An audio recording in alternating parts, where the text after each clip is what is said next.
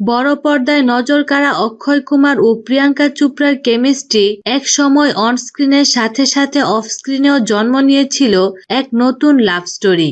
প্রায় 12 বছর পরও প্রিয়াঙ্কার সঙ্গে সব ধরনের অফ স্ক্রিন কেমিস্ট্রির কথা এবার অস্বীকার করে গেলেন খিলাড়ি অভিনেতা। সম্প্রতি এক টিভি চ্যানেলে সাক্ষাৎকার দেওয়ার সময় অক্ষয়কে জিজ্ঞাসা করা হয় 2005 সালের পর থেকে তার ও প্রিয়াঙ্কার সফল জুটিকে আর অন স্ক্রিনে দেখা গেল না কেন। এর নেপথ্য কারণ কি, প্রেম নিয়ে লাগাতার চর্চা কিনা জানতে চাইলে অক্ষয় বলেন, একেবারেই এমন কিছু নয়। প্রিয়াঙ্কার সঙ্গে 5টা ছবিতে অভিনয় করেছি। আমি যে ওর সঙ্গে ছবি করতে চাই না এমনটা কিন্তু নয়।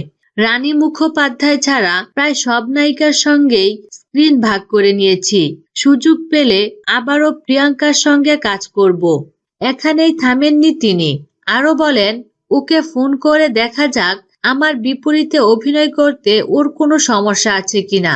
তাহলেই আপনাদের কাছে পুরোটা পরিষ্কার হয়ে যাবে।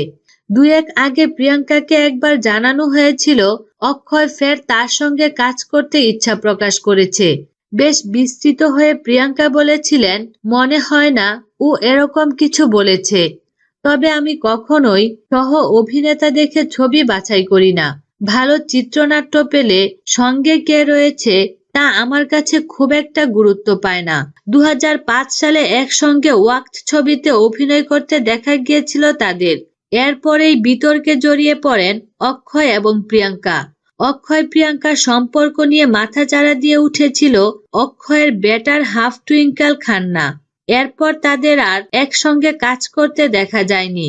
বিনোদন জগতের নিত্য নতুন খবরাখবর জানতে আমাদের চ্যানেলটিতে সাবস্ক্রাইব করার জন্য আপনাকে আন্তরিক ধন্যবাদ।